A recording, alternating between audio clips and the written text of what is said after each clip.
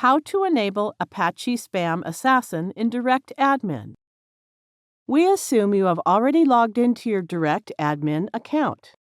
Now click SpamAssassin Setup icon. SpamAssassin is not set up. Let's set up. Click Enable SpamAssassin button. We have enabled the SpamAssassin.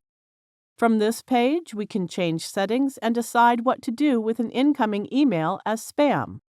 We can delete spam and block email IDs by choosing the appropriate options here.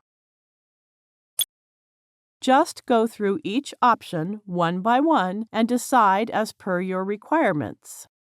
Once you have selected desired options, click the Save button. This is the end of the tutorial.